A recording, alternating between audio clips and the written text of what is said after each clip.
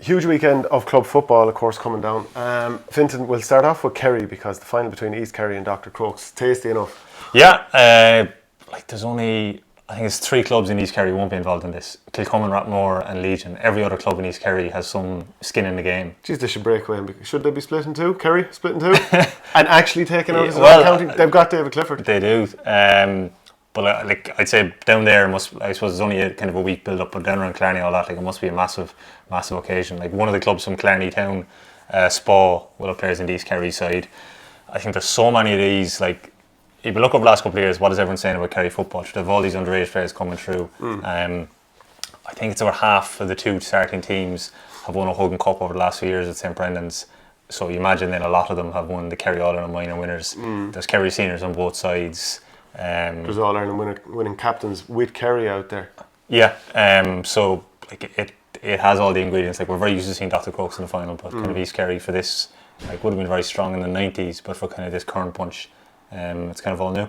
Do you think that the experience of Dr Crokes is going to be the defining factor here? Because it's on the other side for East Kerry, it's not like there's any chance that David Clifford won't show up. If he does get enough ball, no one really can hold him. Dara Roach looks brilliant in there in full forward, and of course Paul Clifford as well is another very good player. Jack Sherwood at the back was so good in the matches that we've seen before. Yeah, so you think that experience thing is going to be a factor? Like they got the job done at the second attempt last week against South Kerry, having had the scare I suppose the previous day, and they're on the road a long time this year. I mean, having had to come back from that All-Ireland club final defeat. Pasting against Corofin. Yeah, and something they would have been kind of unaccustomed to. Very impressive to get back to the final. They've had a change of management, so I suppose getting out of jail really against South Kerry in extra time in the semi-final, and then looked far more kind of impressive in the replay the last day. And I'd say there's some crack on Kerry radio this week. Yeah. It's I suppose it's just the fact that I suppose everyone's talking about Clifford and all that over the course of the year, and so many people have kind of enjoyed kind of watching him in a wider sense in the RT coverage that they've had of the East Kerry games. But this is all kind of uncharted territory for these East Kerry players. So you imagine that it's maybe with I think Spa have been senior, but the rest of them haven't really been playing a kind of senior level with their clubs. So this is a huge chance for them to get a first victory. And also it's kind of big consequences for the Munster Championship this game on Sunday. That if Dr Crokes lose, that means Austin Stacks are going to be out in the Munster Championship the following weekend. I think it's Nemo or Newcastle West. Are Austin Stacks training away just with that eventuality in mind? Well, I presume they have the local championships in Kerry. I mean, they have to be kind of thinking some bit about it. So that they'll find out on Sunday evening if East Kerry win, that they go forward. Then Dr Crokes win. Obviously, it's been an amazing decade for them. They've really dominated Kerry club football. I wonder have they improved enough since what happened against Corofin to actually think we could bridge the gap if we come and meet the Galway Kingpins again? I'd be shocked if they're even thinking about that, because I'd be shocked if they weren't. But this is going to be a massive test on Sunday. But their management thinking that we need to evolve a lot. Obviously, Corofin aren't going to be mentioned for a long time, but they've got to think that we're a good bit away from being the All-Ireland contenders, because that's all they're thinking. But I think that comes later. You see, they're playing week on week now, so they have to win this on Sunday. I'd say it's all about results at the moment. But are they not building in a wider sense to know we need to get better? I don't think so when it goes week on week and given the challenges, because if you look at it, the fact that they win on Sunday, which is going to be a big, big test for them, I would think Nemo Rangers are going to beat Newcastle West in their quarter final on Sunday. So then Dr Crokes will be away to Nemo Rangers the following day. So I think game plans and your wider strategy, that's how you get tripped up with these situations. Maybe that can come later if they have a bit of a break. But I don't see how in the next 8 days they can be looking further down the road. I think it has to be, to use that dreaded cliche, one game at a time over the next while. But I suppose I was thinking in the period between March and now, they must have kind of thought, how can we make this team better? And obviously it gets to the game on game at this point. Maybe in the summer they were rethinking that. And in fairness, if you look at their team, there is a couple of, Michael Potts is starting now, Mark O'Shea is starting midfield. I suppose over the last couple of years, Tony Brosnan has kind of come into the fray, but Colin Cooper isn't involved anymore, Owen Brosnan. These were the kind of pillars of the side over the last couple of years.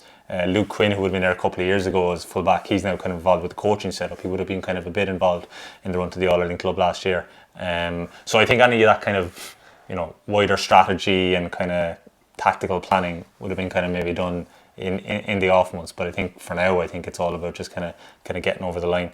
Crokes. But I'd say it's going to be a fantastic occasion for kind of different people down there. I mean, I would have done an interview back before the All Ireland Club final with the Dr Crokes patron, Tony Sheehan, who's a brilliant character if people haven't come across him, 93 years of age, and he would have managed East Kerry to win the very first All Ireland Club title and would have coached them to win titles in the 60s back then, when they were involved with the division. I don't know, people might be familiar with him. He would always be sitting in the press box in Fitzgerald Stadium, Rossenstack Park, really, really great character. So I'd say for the kind of older supporters, I'd say in Dr Crokes and the divisions, there'd be no shortage of desire among some of those clubs involved with East Kerry to try and take down Crokes on Sunday. And similarly, I'd say for Crokes to kind of prove that the kings of the county again. Feel like it's going to be a game for the Pures. Crokes to win? Yeah. On the basis of the experience, you'd probably stick with the champions and the fact that the way they beat South Kerry last week. But that's a very impressive East Kerry team and what they've been doing so far. David Clifford to cement his legend before turning 21, wouldn't that be something else? And put Austin Stacks out training next week for a Munster Championship. That's a very weird thing, I have to say. The Tipperary final, that's the other county final of note that's on this weekend. Clonmel Commercials against JK Brackens. Now Brackens on Sunday just gone won the Seamus O'Reen Cup in Tipperary hurling, which is the second tier of Tipperary hurling. To go along and then beat Clonmel Commercials, probably the unbackable favourites, would be an unbelievable week. Yeah. And Jacob Brackens are Templemore for those who aren't familiar.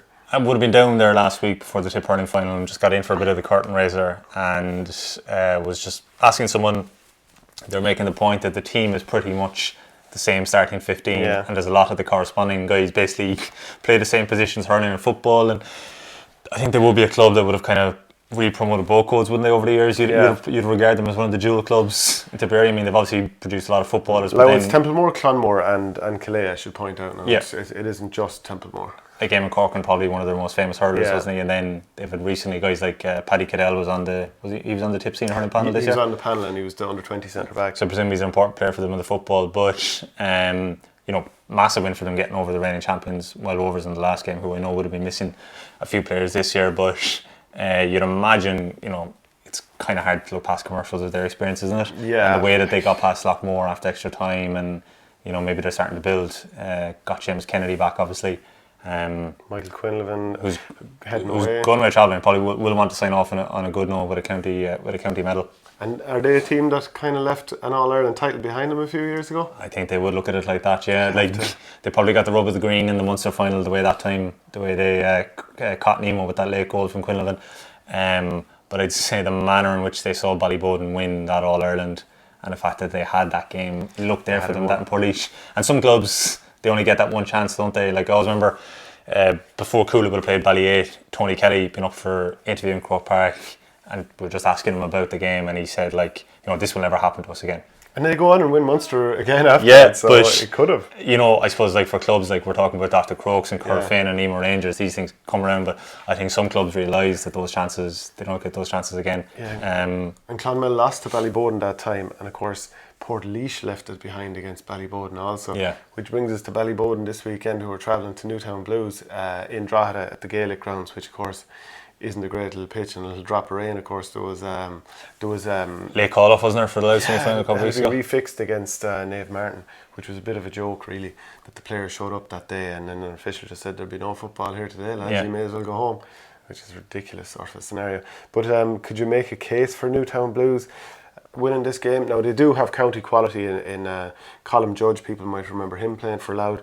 Andy MacDonald is he still the captain of Louth? I think he might be. Yeah. Very good midfielder as well. He'll have to be a bit of watching required there. And Michael Darragh Macaulay, who had a very Jekyll and Hyde semi-final, very poor in the first half against St Jude's, but set up a goal and was good in the second half. I think he came off late against Thomas Davis, so he's a bit of an injury concern. Yeah, he's a bit of concern for them. I suppose, given the fortunes of both counties over the last couple of years, it's very difficult not to back Ballyboden here. I know Vincent's got taken down by Ratnew and Kilmacud got taken down by Munalocht over the last couple of years, so it's not inconceivable that a Dublin champions can get caught. Obviously Ballyboden coming out a week after the county final, but the fact that so many of them won the All-Ireland 3 years ago, you'd imagine you get a taste of that and you want to kind of get back to there. You imagine that they want to go on kind of another prolonged campaign again. and you think that they've enough scoring power, don't you, with the Pascal brothers, Ross McGarry, strong defence as well. Like, I know none of them have really kind of played. Maybe Dublin senior, like Robbie McDade was on the fringes of the panel this year, but like Darren Nelson, Shane Clayton, they all have kind of inter-county experience at various levels. You know, if they have Macaulay fit and Declan Manny's pretty strong next to him, been a pretty tough schedule for them lately. They've been pretty much playing week on week, but I think Anthony Rainbow get them focused, and I'd imagine they'll progress to the semi-finals. You'd imagine similarly for Portlaoise, who are travelling to beat or to play St Patrick's of Wicklow, 2 in a row Wicklow champions, beat Forban, who came through awfully. But surely Portlaoise, with the level of quality they have and the amount of titles they've won over the years, are going to be very confident in themselves here. Yeah, and they had a tough enough battle, didn't they, though, in the league final against Collection before who hadn't been there. Before managing to get through. But there's a lot of experience in that Portlaoise team, and there are a few teams when you're looking at the kind of overall Leinster scene that kind of jump out at you. Teams that have kind of been here before and done that. And obviously Portlaoise have been to kind of good few finals and semi-finals that are kind of serial contenders at this stage, like, you know. Bruno McCormick with 1 million county titles. Yeah, 16, absolutely amazing, like when he won it recently, like, you know. So yeah, like I think that they will progress there, and then Sarsfields are playing Rogue in the other quarter-final, so that side of the draw to me would look like it'll be set up as a Portlaoise Sarsfields semi-final. Ratoath against Gary Castle, of course, is in the other quarter-final this weekend. But actually, it's fairly wide open. Ballyboden probably feeling fairly good about themselves in terms of trying to win this. Portlaoise also. But otherwise, it doesn't feel like, you know, the way when Corofin come through, or, you know, when Dr Crokes as well. Ballyhale and hurling at the moment, it feels like this is a foregone conclusion. Yeah. It feels fairly wide open here. Yeah, it does. And I think that Gary Castle Ratoath game will be an interesting one, because Gary Castle have a lot. Okay, they haven't won in 5 years, but like, they were in an All-Ireland club final this decade. They've won in Leinster, and they have a good bit of experience. Ratoath, like, on paper, like, they look a very talented side. You know, I thought Conor McGill was excellent for me this year, and really good, the Wallace brothers as well. He was actually very good against Dublin, even when, you know, that game they scored 14. Yeah. He won a lot of 50-50 balls early on. I was impressed with him. And I suppose the big question for them is just, where do they stand now in terms of, like, having just won their first county title? What are their kind of goals? What are their targets? And me champions don't have a great record in this. Like, I mean, I was at the Dunboyne Kilmacud game last year, and like, you would have thought Dunboyne coming into that game after a big county final win would be kind of really up for it. And they were at home in Navan, and they just got absolutely swatted aside. I think it was 2-16 to 6 points or something like that. So yeah, the tradition kind of isn't kind of with Ratoath in terms of how Meath clubs have fared over the last decade. I mean, no title since 2002 with Dunshaughlin. Yeah, that's like, you know, that's like we're talking about Tyrone earlier. In the Ulster club, I suppose how they've no Ulster title since 2002. Tyrone clubs. And kind of how Meath clubs have struggled, and I suppose Gary Castle have a home advantage, maybe the benefit of the win over Killoo as well. Yeah, that was, like, I mean, Molyneux county title or Leinster champions last year, so you can't underestimate a Longford champion anymore. So to get through that was important. Rogue of Carlow pasted Palatine, of course, in their county final against Sarsfields, who came through against Moorfield chasing the 3 in a row. Replay. They're Newbridge neighbours, yeah. So I think Rogue had beaten Castletown of Wexford, which was probably fairly expected from their point of view before this. But that's the other quarter final, and that's on in Dr Cullen Park, which of course I had a bad weekend last week. But there you go. It's a tough place to go to. So the Connacht club semi-finals are on this weekend. Tyrconnell Gales against Porrick Pierces. That's in McGovern Park in Ruislip. Sure, Porrick Pierces, with all that inter-county quality they have, will be expecting to come through this. Yeah, you think so. Like, I think, is this the second year I think the London champions are in the Connacht Championship? I do think that's a better system than what used to happen before, where a team had to go, you know, was it Corofin went over 1 year and it got snowed off, and they had to come back a couple of weeks later. Could you make a case for I know London are in the Connacht inter-county championship, but by default should just London champions be going into the Connacht championship there? I mean, is there any case for, sure, why not throw them into Munster or Ulster? I suppose a numbers game, doesn't it? It just feeds in nicely. It makes it 6 counties in Connacht. You're going to create an extra. You're not creating an extra round in Connacht. You see, you know, you're going to have 2 quarters, 2 semis. Like, it would imbalance the Munster championship. You have to do a preliminary round to whittle it down. So I presume it's like a numbers game. It just slots in easily. Some team will get caught at some stage by the London champions, and it could be this weekend. Yeah. And all of a sudden you might have a situation where a motion goes through. Why should we have the London champions in our province? But I suppose they're so used to it, aren't they? For like, has anyone campaigned for that over the years at county level? Like, you know, and I presume if they haven't, then it's maybe they're okay with it, and it's just something they're kind of accustomed to. Be interested to see where that final will be played if they were to come through. Very much so. But like the fact that, you know, Portlaoise Pieces, they had their first Roscommon title ever, huge celebrations down there. The game under their belt last week, you imagine that will stand to them. The fact that against this, like if they were going in maybe cold to this, you know, it could be maybe a bit trickier. But they have a lot of intercounty experience. Like they have 5 guys who were part of that Roscommon team that won the Connacht final against Galway. I think that should stand to them. Is Corofin against Ballintubber on the other side in the other semi-final? Is that the de facto final? I suppose given the way that they've played the last 2 years, it's going to have the appearance of that. It's got to be just a massive target for Ballintubber, because I think that will be the one just mark against them over this decade. 5 Mayo titles, but not managing to convert one of them into a Connacht title, especially when they've seen Castlebar, who've kind of been their big rivals, haven't they, over this decade? Because Corofin didn't win it every single year. Like, they're a huge kind of shadow hanging over actually over the whole of club football in Ireland at this stage. But yeah, it's not like they haven't had their chances. No, well, I suppose the last years, I mean, they're going for 4 in a row in Connacht this year. Corofin, I mean, when they did 3 in a row, that was the first time they'd ever done it. And they had their kind of barren years at the start of the decade, or kind of late noughties, was in St. Bridget's. They were having trouble getting over, and they lost another year to Castlebar. So for them, you know, they kind of know the other side of it. But you imagine Ballintubber, like, was it 14 they lost the final to them, and they lost the final to them last year. I think both of those were in Castlebar, so they have to travel to Tuam, obviously a ground that kind of like the second home really for Corofin at this stage, you'd imagine. We'll see if Cillian O'Connor is fit, because he didn't make the game last week. Oh yeah, that'd be a massive blow. Like, you might get away with that against maybe lesser opposition when you're taking on the All-Ireland champions. You're going to need everything you can get. Yeah, because if you look at this Corofin team, and this is going on the game in the replayed county final against Tuam, which they won by a couple of points. But in goals, you have a guy who's played county in Bernard Power. Full back line, Kieran Fitzgerald, he's turning 38. Obviously very, very, very experienced. But if you look at the wing or the half back line, Dahi Burke, Liam Silk, 2 county quality stars in different codes. But I'm sure Dahi Burke will be playing for Galway if he opted for football. Midfield then, Kieran Malloy, everyone knows him. Micheál Lundy and Michael Farrer, Jason Leonard in the half forward line.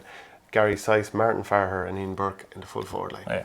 Super team. I mean, absolutely superb. And it's just a matter of, like, I suppose their ability to kind of persist and keep going with the fact the way that, I suppose, like, it'll be different now with the way the All-Ireland Club Final's gone to January. At least you're going to get a bit of a break. But they've been operating under the old St. Patrick's Day system when the season just seems never ending for them. But yeah, it's an amazing winning run to run. They'd be competitive with an awful lot of inter-county teams. Now, maybe not the top end of it, but I'd say lower Division 2 downward. If they were together and had a full season of playing against inter-county teams, they'd be fairly competitive. I remember this was kind of debated a couple of years ago when St. Vincent's were going really strong. It was like, you know, what division would you put them in? How would they fare in Division 3 or 4? Yeah, it's kind of one of those pub still debates, like, you know. But there are a couple of clubs like Crossmaglen Rangers, you know, they seem to kind of get to that level, and it does feel like Corofin are taking the game to kind of new heights. Yeah, and do you know what? The era of county teams playing challenge matches against teams that are pushing for Club All Irelands, because you know that there's that huge gap of time that used to be there in kind of December and early January and maybe even early February. But now that the club finals are going to be, well, the semi-finals are going to be January 5th, give or take, and then the final 19th. I don't know, does that close the window too much in those challenge matches not happening? We played Tipperary, Westmeath, a few of these teams were cool in the past. So you could see some of them happening in December. If you're one of, like, Connacht and Munster kind of wrap their stuff up a little bit earlier, whereas, like, say, Leinster football will go on until the 8th of December. But pre-season competitions are going on in December now. Yeah, but you wonder, will teams still be open to getting a challenge game in, or will all counties be playing in it, you know? Sure, we'll find out soon enough. But you imagine it would be like, if you say whoever wins the Connacht on the 24th of November, you know, you've 6 weeks, you'd be looking, if you could get a game in against a county side, I'm sure you'd take it. The Munster Club quarterfinals are also on this weekend. So Milltown Malbay of Clare against Rathgormack of Waterford. That's in Milltown Malbay. They needed a replay against Kilmurry Bricken. Yeah, Kilmurry Bricken to get to this stage. So they're fairly well weathered and hewn by that at this stage. Nemo Rangers of Cork against Newcastle West of Limerick. Do you see this as Clare and Cork teams going through? Yeah, I think so. I mean, like, Milltown Malbay, I know they had to come through a replay, but like, they got to last year's Munster final. it's a third county title in 5 years. They look a really well drilled outfit. Like, obviously the Cleary brothers and Gordon Kelly kind of stand out, but Cormac Murray's been very good for them the last couple of weeks. I'd expect them to advance to play the Tip champions in the semi-final. Cormac beat Ballintubber. That was the first title in 20 years. And that was massive to break the stranglehold that three clubs have had in Waterford football. Like, you know, so that was huge for them to kind of get over that. But I still think Milton Malvey at home will have enough, and then they won Clare in 2015 and 18, so they're probably getting to that stage where they're thinking a little bit bigger. Yeah, well I know, like, I think 15 they'd lost their first day out, so last year was a target to get to a Munster final, which they managed to do, and they had a very poor start against Dr Crokes, but they actually kind of matched them then after that, and I think it was 7 or 8 points in the end of Gaelic grounds, and yeah, I'd be very surprised if Nemo are tripped up by Newcastle West. You know, they're beat Ula in the Limerick final. Like, Nemo are very experienced. A lot of these guys were around for that All Ireland club run a couple of years ago. Have they improved since then, do you reckon? I think Corofin are beating everyone up and down the field, but they got a bad beating there in that final. Have they improved since? I know they lost. Obviously, they lost the Cork final the following season, which was later that same calendar year. But do you see the quarterfinal? They have one big addition. They got a guy, James McDermott, in at midfield. He's actually a doctor in Cork. Would have been a Roscommon footballer. He moved down to them from Pádraig Pearse's, isn't it? No, it's actually from Roscommon Gaels, who Pádraig Pearse has beat in the final. Sorry, that was a mix-up. So he's his form has been really, really good at midfield, and like, you still have, you know, Paul Kerrigan, Luke Connolly, Barry O'Driscoll. It's quite a good forward line. One good addition for them actually is Mark Cronin. He'd be a brother of Stephen Cronin, the Cork footballer. He's corner forward. He was very good for the Cork in the 20s this year, and he wouldn't have been eligible to play adult football the year they lost to Corofin. So he's a good addition to the forward line. You know, they still beat Dr Crokes and Shockneil that year, so it was a good run to the final, albeit it's completely overshadowed by, you know, the beating that they took in Croke Park on St Patrick's Day. But you know, I'd expect them to advance, and then they're at home to either Austin Stacks or Dr Crokes. And if it ends up being Dr Crokes, like, that'll be a pretty brilliant Munster semi-final Sunday weekend. Park, you're in. Yeah, that's it for Club Talk Football. If there's anything we missed, make sure to send it into @FOTool13 or @Shane Saint, and don't forget to follow us on YouTube.